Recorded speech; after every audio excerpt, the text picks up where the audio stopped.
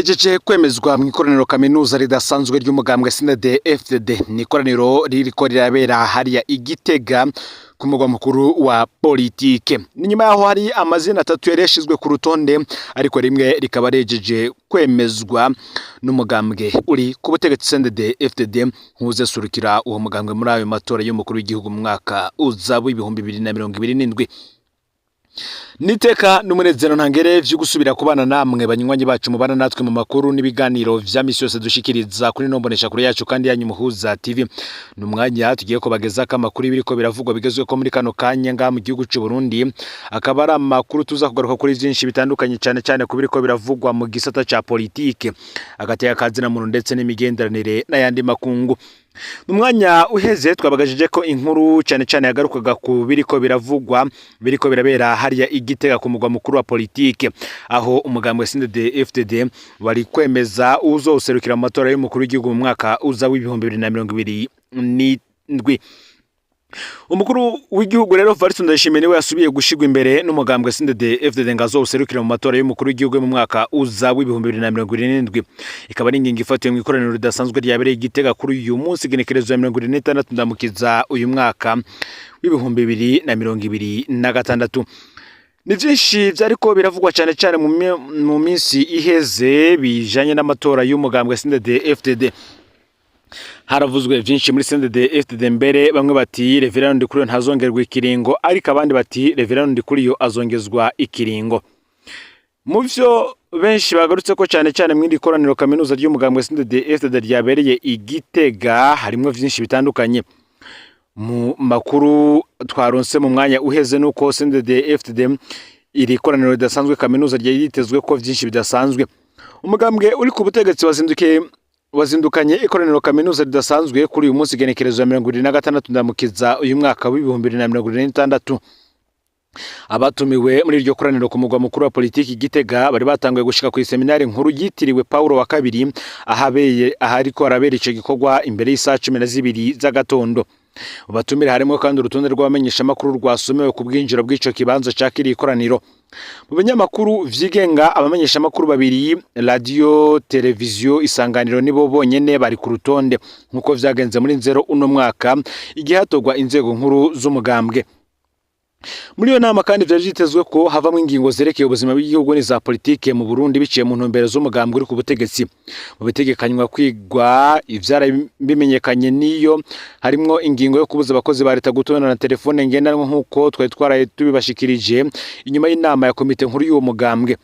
Ikoraniro kaminuza ridasanzwe kandi ribaye inyuma y'amasengesho y'imisi 3 n'inama ya komite nkuru y'umugambwe bitangurira amakoraniro kaminuza dasanzwe y'umugambwe CNDD-FDD aho hafatirwamo ingingo zikomeye nkuko vyaheruka kugenda igihe hatogwa inzego nkuru z'uwo mugambwe kwigenekerezo ya 25 uyu mwaka w'ibihumbi 2026. Byari bigoye kumenya niba muri iryo koraniro hahava hemezwa ugiye guserukira CNDD-FDD mu itorero ry'umukuru w'igihugu mu mwaka uza, kuko iki ni kimwe mu vyari vyitezwe n'abatari bake ko gishobora kuva mu iryo koraniro kaminuza, ariko bigasaba kurindira ibiza kuva muri urwo rubanza rwazindukanye abagumya banga. Kuri ico kibazo cy'uko ashobora kongera kuba umukandida wa CNDD-FDD, umukuru w'igihugu Evariste Ndayishimiye mu kiganiro yariko guhayaga yagize ati mu mugambwe wacu nta wigira aragirwa, naho ubaza umunyamabanga mukuru nawe nyene ntavyazi. Ico bikoze nuko makuru duhejeje kuronka muri uyu mwanya tuhejeje kumenya yuko Evariste Ndayishimiye umukuru w'igihugu nyene ari wenyene ahejeje gushigwa imbere n'umugambwe CNDD-FDD ngazoserukira mu matora y'umukuru w'igihugu aza mu mwaka w'ibihumbi 2027. Amatora y'umukuru w'igihugu benshi bavuga ko Evariste Ndayishimiye n'ubundi azobahanganyemo n'abandi bakandida batandukanye. Ni mugihe kandi hari ingingo z'ukungene zo kubuza abakozi ba leta gukoresha telefone ku kazi bisa no kwina ngakaheze. Nkuko vyari mu birori vy'amasengesho CNDD-FDD vyariko bibera Igitega ndetse no mu nama nkuru y'inararibonye igizwe n'abagabo 5 yasozereye amasengesho itangazo imwe mu vyapfunditswe muri vyo hari kimwe kiriko kivugisha benshi ku mbuga hwaniro. Naco si ikindi ni ingingo itegeka abakozi ba leta ko kuva ubu kizira kikazirizwa gukoresha telefone ku kazi. Ivyo vyatangajwe ko inama nkuru y'inararibonye yabiciriye inisanga abakozi ba leta bamara umwanya munini kuri ngendanwa zabo gutyo ntibashikana amasaha 8 y'akazi nk'uko amategeko abitegekanya. Kuva ubu umukozi wa leta azosiga ngendanwa yiwe muhira kugeza ageze ku kazi, azokoresha telefone yo ku kazi gusa, yiwe asubire kuyikoresha atahutse kumuhana. Ibi ubwo byo bidashimishije agasabwa guca atanga imihoho. Ngo birumvikana cyane ko inama nkuru y'inararibonye yabonye ko mwimbu mu bisata vya leta udashemeye. Biratahuritse ko kandi abategetsi batwara igihugu bategerezwa gufata ingingo zibereye kugira umwimbu mu bisata vya leta uduge, kuko niho n'igihugu kigira ijambo ku mubumbe mw'isi. Ivyo bihugu rutura nka Amerika, Ubushinwa, Ubwongereza, Ubufaransa, Ubuyapani, Canada, Denmark vyatejwe imbere no kuguma baha akanovera ibikorwa vya leta hamwe n'ibindi vyinshi bivyunganira. Benshi baremera ko ingorane barya abagabo batanu b'inararibonye babonye mu bikorwa vya leta ari ukuri. Nivyo umwimburi yasi cyane. Ico benshi badahuriza ko nabo bagabo batanu ni gituma umwimbu w'ibikorwa vya leta uba muke cyane. Naho abo batanu bavuga ko telefone ngendanwa ari zo soko ry'umwimbu muke mu bikorwa vya leta, benshi babona ahubwo ko telefone atasano na rito izifitane n'urugero ruteye isoni ry'umwimbu. Benshi bakabona ko ahubwo umugambwe CNDD-FDD wereka kubeshera ngendanwa, ahubwo leta igatororokanya ivyumviro vy'abaserukira abakozi mu bisata bitandukanye. No kuvuga ko buri mushikiranganje yo kwegeranya ivyumviro by'abarongoye ibisata bitandukanye, maze leta y'u Burundi kabihereza umugwi w'abahinga bigenga, bakazohereza leta igicapo cerekana ukungene buri ngorane yo mu gisata kanaka c'ubushikiranganje bunaka yotorerwa umuti mu naka hagamijwe kuduza umwimbu. Nico gicapo leta yoca yisunga igaheza rero igashira mu ngira ibisabwa byose kugira ngo ibikorwa biranguke neza cyane. Imbere yuko abahinga badukorera ivyo bicapo hari ibintu bitari bike ngo twoba turamenyesha abo batama vyerekana ko ingingo yabo yo kubuza abakozi ba leta gukoresha ngendanwa zabo atamusaruro ishobora gutanga, naho yoshigwa mu ngiro ku bice 100% nk'uko abahinga mu vya politike ndetse n'ubutunzi babivuga. Ngo namwe irabire gusiga telefone muhira ntibica vyongereza ubumenyi abigisha banganye ubwenge nabo bigisha. Gusiga telefone muhira ntibica bigwiza ibikoresho mfasha nyigisho harimo ibitabu, laboratoire n'ibindi mu mashuri mato ayisumbuye na kaminuza. Gusiga telefone muhira ntibica bikomeza karangamutima kubigisha b'igitsina gabo basambanya bo barezi canke bakagurisha ubumenyi ku mafaranga. Gusiga telefone muhira ntibica bigabanya uburuhe bw'umwigisha, umuganga, umupolisi, umusirikare ndetse n'abandi ashika ku kazi afise kubera yabuze uko yiyunguruza biturutse ku bukene bw'ibitoro. Gusiga telefone muhira ntibica bituma abakozi ba leta bashika ku kazi badashonje. Gusiga telefone muhira ntibica bituma mu bakozi bo mwibanki nkuru y'igihugu baronka amahera y'agaciro bahereza baja kwivuza hanze kwiga za kaminuza hanze, kurangura ibidandazwa mu bihugu vyo hanze n'ibindi bitandukanye. Gusiga telefone muhira ntibica bituma ubumenyi bwiyongera ku muganga afise uburi kurushi. Gusiga telefone muhira ntibica bituma umupolisi ahagarika ingeso yo kurya ibiturire. Gusiga telefone muhira ntibica bituma abacamanza bahagarika guca imanza za ngonde. Gusiga telefone muhira ntibica bituma umuyobozi wa BBN ahagarika gutanga impusha za magendo mu gihe atewe ubwoba n'ibihangange. Gusiga telefone muhira ntibica bituma umuvuduko wa internet wiyongera mu mashini nyabwonko z'abakozi ba leta bakoresha internet ku kazi kabo. Nako kandi gusiga telefone muhira ngo bidaca bituma abakozi ba leta baronka uko biyunguruza bagashika ku kazi ku mwanya. Ni vyinshi ngo n'urutonde rurerure. Ngiyo tuvuze rero ko umugabo asigaranye ubwenge cyane benshi batahura ivyo avuga ari Gervase Nderakobuca, benshi ngo bariko barahuguza, ngo bariko bavuga ivyo bazi. Ngo none mwovuga gute ko abakozi ba leta basize telefone muhira ariyo nyishu inaribonye zabonye ko yotuma ubumenyi ibikoresho gitora amafaranga y'agaciro kubahiriza amategeko vyiyongera ubwenge ngo sikirenga. Ni mugihe kandi benshi nubwo bagaruka kuri ibi ikico gusiga telefone muhira kitariko kiravugwa ko rumwe nabo mu nzego zitandukanye cyane za leta ndetse n'abikorera utwabo, ariko benshi bagahuriza ku kintu kimwe bakavuga ko ibi vyatangajwe vyavuye mu nama nkuru y'inararibonye bishobora gutuma ahubwo igihugu kija mu manga, kuko bizotuma umukozi wa leta akora akazi umutima utari munda kubera kutamenya amakuru y'ivyo yasize muhira. Bamwe batese nk'umuvyeyi yasize abana muhira azomenya amakuru yabo gute, abandi bati ko nubundi hari vyinshi bikorerwa mu kazi ariko nubundi hakaba ari vyinshi babiraba umuryango, ese vyo bizogenda gute?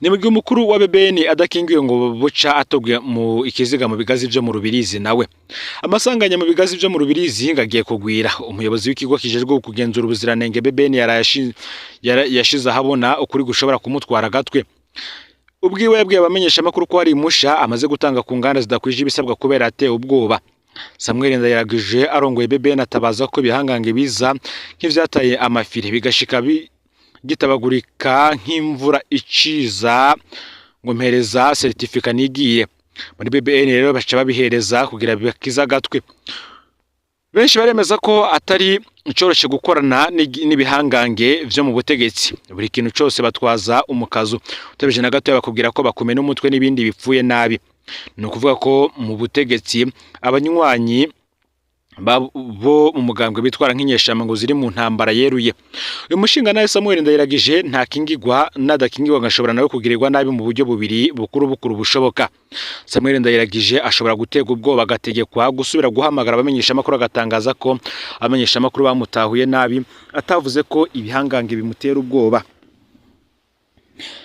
ngaha rero azotangaza ko atagihangange na kimwe bafitanye ingorane ahubwo abamenyesha makuru batazi gukora neza umwuga wabo nivyagenda uko azobabaye umutegetsi wa kabiri ategetswe kwivuguruza nkuko berutse gushikira umuhuzo w'abarundi Aimé Laurentine Kanyana Aimé Laurentine Kanyana ubwiwe yatangarije inama nshinga amateka kugenekerezo ya 28/0 uyu mwaka w'2026 ko hari amadosiye bari karakora ko ibihangange bikamutera ubwoba bukeye yahamaga abamenyesha makuru ababwira ko bamubeshiye atagihangange bafitaniye ikibazo umuhuza yabwiye abamenyesha makuru ko bakora umwuga ukutariko yamara ayo majambo umuhuza ubwiwe yavugiye mu nama nshinga amateka mbere Giras Daniel Ndabiraba aramuremesha mubwira ko yobandanye ibikorwa vyiza naho bitoroshe yongera kandi amuragiza Imana ubwo abarinze bubahuka umutegetsi aza muri ba mbere mu gihugu bazosonera umuyobozi wa BBN Samuel ngashobora kandi kutaronka ayo mahirwe yo kwivuguruza ahubwo gahabwa amahirwe yo gutogwa ikiziga mu bigazi byo mu Rubirizi benshi barabizi ko bujya aho mu butegetsi ngo yamaze no kwitwa umwansi w'igihugu umupushiste ndetse n'igihemu umukuru w'igihugu Ndayishimiye ngaraba afata ingingo zo gukingira uyu mushinga ntahe yamara Ndayishimiye mbona ngasiga dutera amakenga ngasiga yitwara nk'umukuru w'igihugu wa bamwe umushikiranganje Artemone Katihabwa ariko akorera neza abene igihugu yaciye amubogoza abarundi baciye batahura ko bwa bundi amabakorwa n'ubutungane bw'u Burundi ngo abategetsi bo hejuru baba bafisemwo uruhare bigasigura ko nyamba Samuel Ndayiragije ko mu bihangange vyamuteye ubwoba harimwo abakomeye cyane ngo nanyage hakiri kare ngo abarundi bararambiwe no gutora ibiziga by'abategetsi mu mirima y'ibigazi ngo Burundi buteye imbere mu mwaka wa 2040 twamba turiko turababwira ko ari binyoma mu kwitwa abansi b'ibihugu sivyo gusa biriko biravugwa reka tubananize ku bindi biriko biravugwa cyane bigezwe ko mu gihe politike ndetse n'agateka kazina muntu ku munsi w'ejo hari ivyajwe ari nkuru yashizwe abana na Pacifique Ninahazwe ishituma amwe mu ndongo z'igisoda bafata ingingo yihuta cyane hari amakuru yava mu cankuzo avuga ko Decorpe wa Camp Mutukura yarajeje kwinjira gashinyuma y'akamo katiwe General Premier Niyongabo n'umushikiranganje Marie Chantal Nijimbere ni inkuru yareshejwe habona na Pacifique Ninahazwe mu gatondo avuga kana k'imyaka 11 gari gaherutse gufatwa ku nguvu n'umusirikare wa Camp Mutukura yitwa Abdul Nkuringoma aho kana kitwa Bukuru Emerine ba Pacifique Ninahazwe yavuze ingene umusirikare yatorokeshejwe na Decorpe w'ikambi Hakizimana Claude nako kandi yavuze ingene umuvyeyi w'umwana yagumye ategekwa kwakira amafaranga ngo ahebe gukurikirana ikibazo c'umwana wiwe yavuze ingene umuvyeyi habayemwo n'ivyo kumupfunga hama gatabagwa yavuze kandi ingene procureur wa Cankuzo afatanije na komanda wa Camp Mutukura bariko baritoza utunyoni kuri dossier yategerezwa kuba mu rubanza rw'ikibiriraho benshi bari barangije kandi batera kamo umukuru w'igisirikare General Premier Niyongabo we n'umushikiranganje ajejwe abasuda Marie Chantal Nijimbere ko bokora ibishoboka uyu musoda gahanwa cyakurikiye nuko Decorpe Hakizimana Claude yahavuye afatwa na procureur wa Cankuzo ca ajanwa kwa OPG niko kwinjizwa gashoka komisariya ya Cankuzo uyu asabwa kwerekana iyo yashize Abdul Nkuringoma yabwiwe ko azorekugwa ari uko Abdul abonetse mutiraro ivyo nkuru bimeze gute reka tugaruke ku nkuru Pacifique Ninahazwe yari yatangaje uti ninde azotabara kana kitwa Bukuru Emerine Utari riherutse kugwa muri komine Cankuzo intara ya Buhumuza. Umwana w'umwigeme w'imyaka 11 aherutse gufatwa ku nguvu n'umusirikare wo muri kampu Mutukura yitwa Abdul Nkuringoma. Igisoda cyariko kirakora ibishoboka byose ngo gikingire ubakoze iryo bara. Umuryango w'umwana nawo urarushe. Uyu Bukuru Emeline yavutse mu mwaka wa 2015 mu mutumba wa Nyakerera zone Minyari komine Cankuzo mu ntara ya Buhumuza. Yiga mu mwaka wa 2 kuri Ekofo Nyakerera. Emeline yagize ivyaga kiri muto. Mu gihe yari afise imyaka 5 umuvyeyi wiwe Renata yaragandaguwe. Yarafashwe ku nguvu abamukoreye ikibe baca baramuniga batamuruzi. Emeline acaregwa na se be na mukase none vya vyago vyahitana umuvyeyi wiwe nawe bimuje ko hafi ku myaka 11. Umuryango wa Bukuru Emeline wa hafi kambi bita Mutukura. Abasirikare barakunze kuza gutembera ku mihana yegereye kambi. Hari umusoda yitwa Abdul Nkuringoma yakunda kuza gutiza umupanga akavuga ko hari imiti yabagiye kurondera mu ishamba. Kwigenekerezo rya 16 ndamukiza uyu mwaka Abdul Nkuringoma yaraje muri uwo muryango asanga abavyeyi siho bari.